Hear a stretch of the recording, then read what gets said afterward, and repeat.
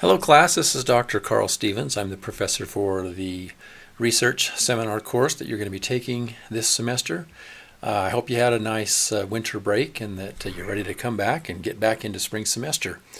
I just want to give you a little bit of information regarding the course that you'll be taking. This is a research seminar, and the point of this course is to provide you with a little bit of foundation so that you will be better prepared for graduate level research should you choose to go on to graduate school once you graduate from SUU, which of course we hope you'll do. Anyway, so when you get to graduate school, you're going to be expected to do graduate level scholarly research, and I found when I got into my MBA program that I was not prepared. And so just as a little bit of information, I am the director of the General Studies major, I guess you could say department chair, although I don't go by that title. But anyway, so when we had to come up with a couple of core courses for the General Studies major, my very first thought was we ought to have a class that helps prepare students for graduate level writing. And so that's why this course was developed, and it's a core course that you're required to take as a General Studies major. So in this course, what we'll do is we'll cover a variety of research concepts. We won't actually be conducting research because that requires all kinds of high-level approval and proposals and all kinds of stuff that we're not going to mess with here, although you would have to do that if you were to conduct actual research, particularly at the graduate level.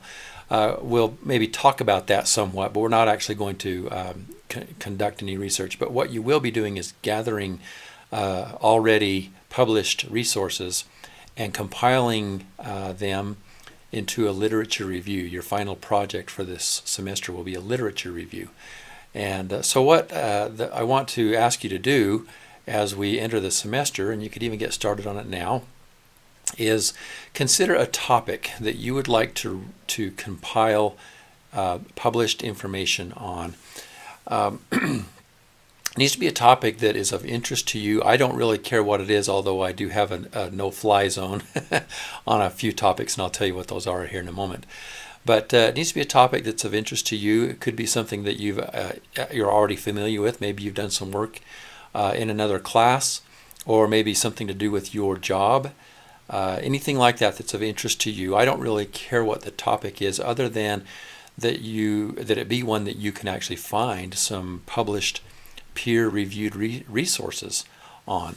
And that's why I'm going to give you a list of no-nos here in a minute, because it's in semesters past I've had students who've chosen topics that there just was not enough information on for them to make a reasonably good argument or position or to compile a literature review. So anyway, be giving that some thought, and what you'll be doing throughout the term is you'll be collecting 8 peer-reviewed articles. And by peer-reviewed, that means they come from a recognized journal.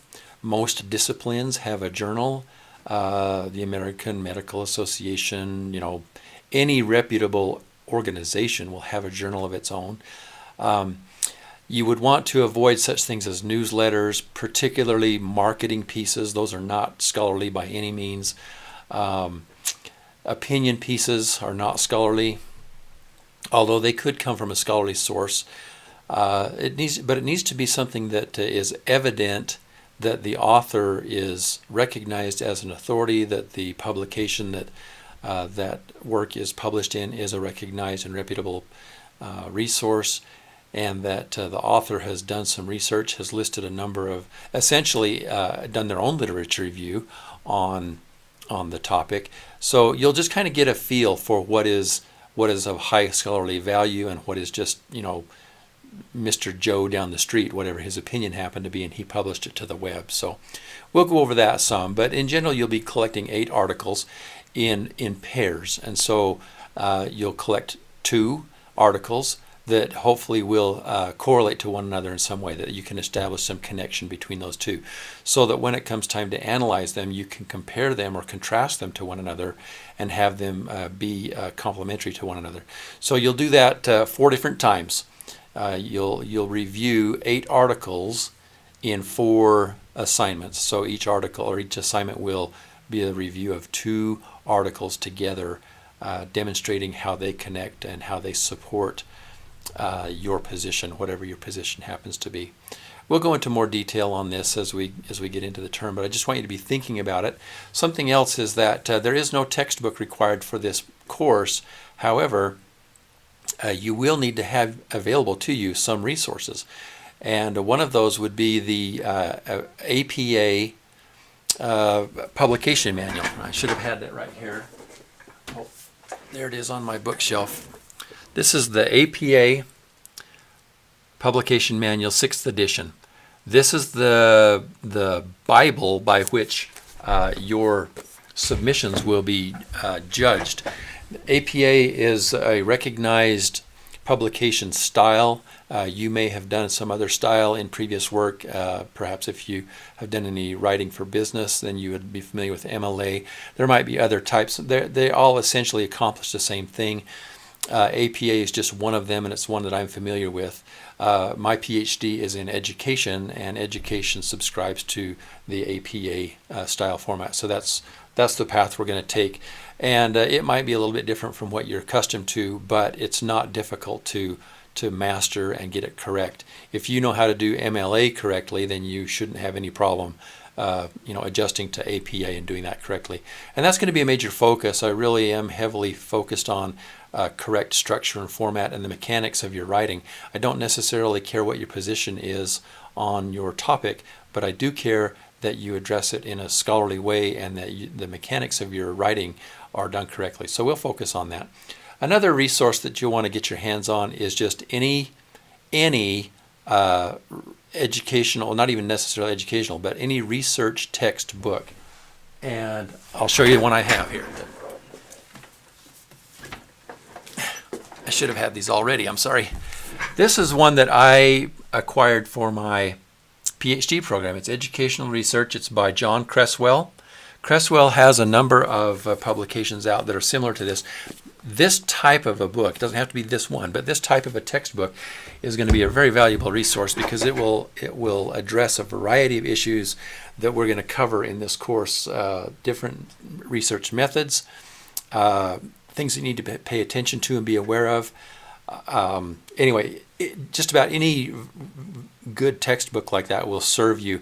You can get them. The SUU library has dozens of them. You could get one, even an old one, for a couple of dollars on Amazon.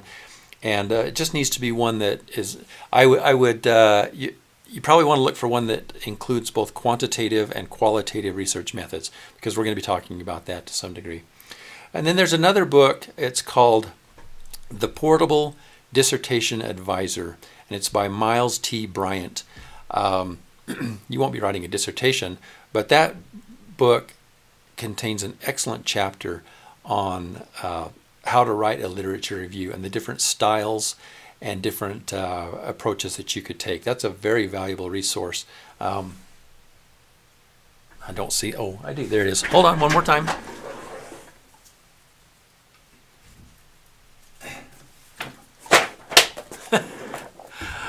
I should have been better prepared. So here's this, The Portable Dissertation Advisor by Miles T. Bryant. You can probably get that for a few dollars on Amazon, and that's not required. It's just that would be a helpful resource. So that's the extent of the resources that you'll need to have at your disposal. The APA manual for sure, and you don't even need to buy it. The APA resources are available online. I think it's apastyles.org or something like that. You could do a Google search and find it easily enough, and that would be enough to help you get through this. So anyway, first thing we're going to do in the course is get to know each other a little bit, and I'm going to put you through a couple of very easy exercises to make sure that you are well familiar with what I'm going to need you to be doing within Canvas, and in terms of submitting papers and also reviewing the feedback that I give you when I grade papers and such. So just want to introduce myself. I'll do another video with a little more personal information that I'll have posted in Canvas once the semester gets going. And this is about the 4th or 5th year or so that I've taught this course, getting a little better at it all the time. We refine it a little bit each semester, and it's getting to the point where I think it's working very well. Get some good reviews from students. I hope that this will be of value to you, and that you'll try to identify at least one thing in this course that will be of value to you, so that you don't just feel like you wasted your time. So anyway, feel free to contact me anytime through Canvas. If you want to come visit me during the semester, just let's make an appointment. If you're available here on campus, or if you're at a distance, we can set up a Skype or whatever works. So anyway, best wishes to you and good luck.